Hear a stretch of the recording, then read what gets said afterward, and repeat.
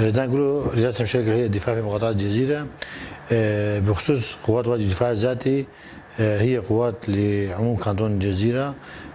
بالبداية كان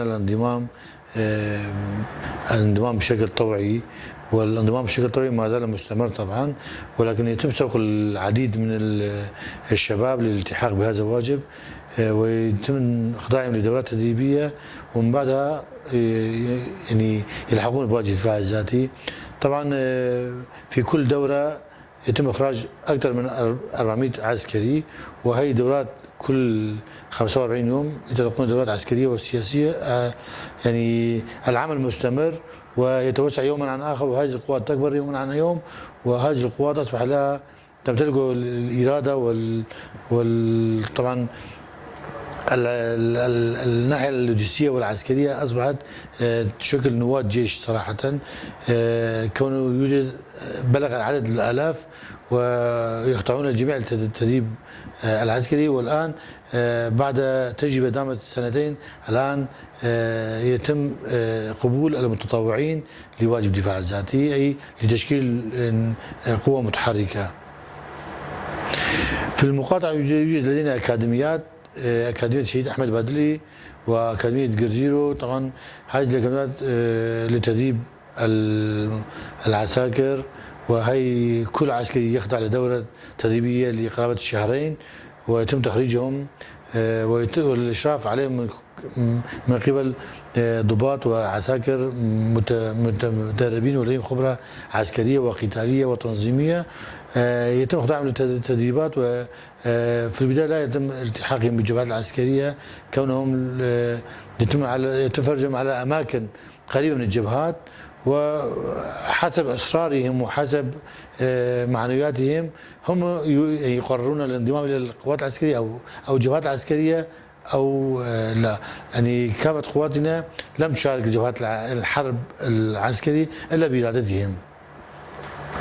طبعا ايمان منا انه الدفاع والحمايه الذاتيه وحمايه الشعب وحمايه المكتسبات اللي حصلنا عليها بدماء الشهداء واجب مقدس، وحمايه الوطن والارض صراحه واجب مقدس. تم الاعلان عن عن واجب الدفاع الذاتي، التحق فيه الالاف. اما ان يكون الشباب رئيسا في الهجره، فالهجره كانت حتى قبل ثوره سوريا، وحتى بعد ثوره سوريا كان هناك هجره، وهناك من انشقوا عن النظام وهاجروا، وهناك من طلبا للعمل هاجروا، وهناك من لم يرضوا بالعيشه بدون كهرباء وبدون مياه، يعني فقدان الاساسيات في المجتمع، هربوا قبل حتى الانشاء الاداره الذاتيه او حتى واجب الدفاع الذاتي. الكثير منهم هربوا، ولدينا اثباتات واحصائيات بهذا الخصوص.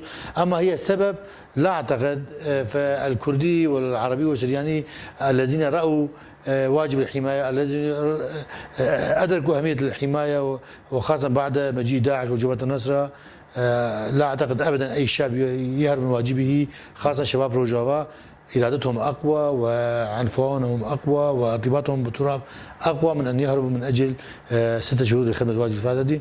كونه يوجد ضمن وحدات حمايه شباب الالاف من الشباب طوعا التحقوا بهذه الواجب، ولا يوجد اي شاب في روجافا لا يريد حمايه وطنه وشعبه وكرامته وعرضه.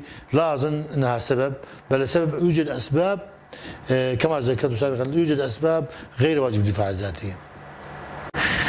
طبعا واجب الدفاع الذاتي واجب على كل مواطن يعيش على اراضي روجافا وشمال سوريا.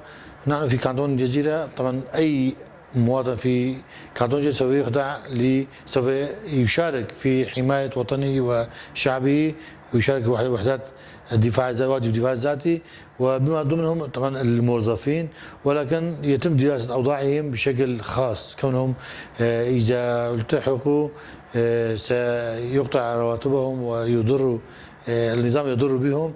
لذا يتم النظر في قضاياهم وحلها حلا يناسب بين الخدمه وبين توظيفهم. حتى في الاونه الاخيره كنا نعطيهم، يتم استلام ورقه تقدير على الدوام ياخذوه من من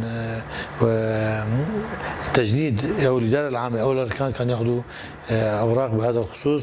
طبعا كون كل موظف ضمن المقاطعه يخدم شعب المقاطعه باساليبه، طبعا نعتبره موظف لدى الشعب في روجافا وليس موظف لدى النظام، كونه يدير مؤسسات تخدم شعوبنا في المقاطعه. يتم التباحث حول مصيرهم لكن لا يعفو عن خدمه واجب الدفاع الذاتي.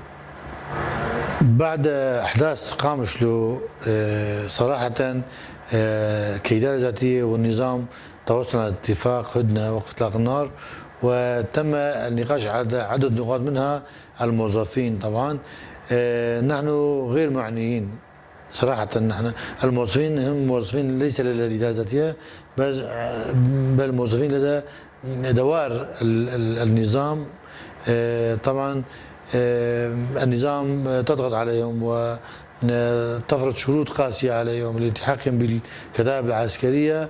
نطلب من كافة الموظفين عدم الانصياع لرغبات الدولة، وطبعا هي تدخل سافر من قبل النظام بشؤون الموظفين في المقاطعة. إذا تدخل بشكل كبير سوف لن نقبل طبعا في المستقبل، ولكن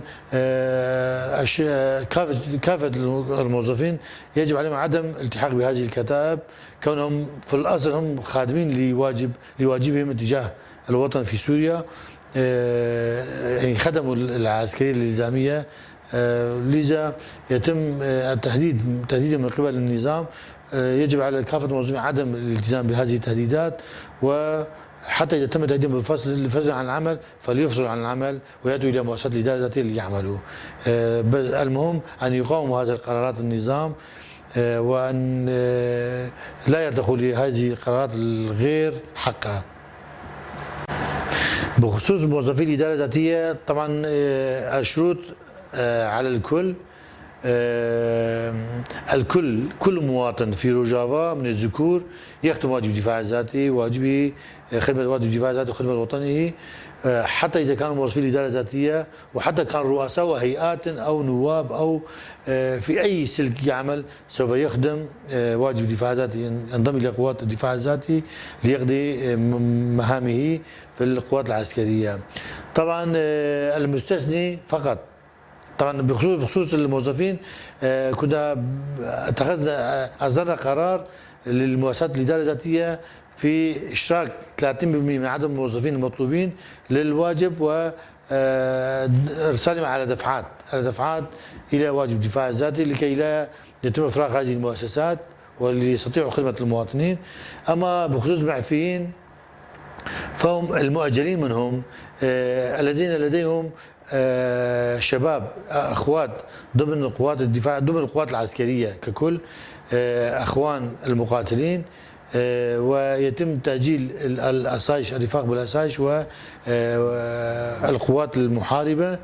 اما المعفيين هم من ذوي الشهداء، عوائل الشهداء، المعفي الوحيد، المريض، الامراض صراحه الكبيرة، يعني الأمراض لا يوجد لديها شفاء هذه الأمراض، ويتم تأجيل بعض الحالات الإنسانية في المقاطعة. يقدرون الحالات الإنسانية طبعا الكومينات ومجالس الشعب، ويتم تأجيل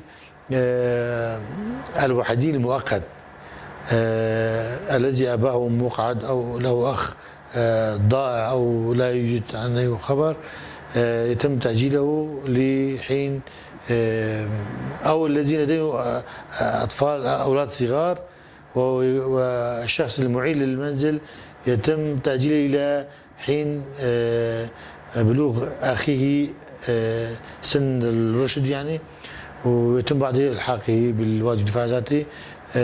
طبعا للنساء في واجب الدفاع الذاتي أصدرنا قرار لانضمام النساء طوعا للانضباط العسكري، وفي الدورات القادمة سوف يشاركون النساء في الانضباط العسكري. أما في واجب الدفاع الذاتي فهي طوعا وبابنا مفتوح لكافة النساء أو الشابات في المقاطعة للالتحاق بواجب الدفاع الذاتي طبعا، فبابنا مفتوح لهم ويتم تطويعهم حسب إرادتهم. لا يوجد شيء بالغصب، نراعي وضع المجتمع وفقط للذكور الالتحاق الجباري، أما للنساء يحق لهم الانضمام طوعا إلى قوات الدفاع الذاتي.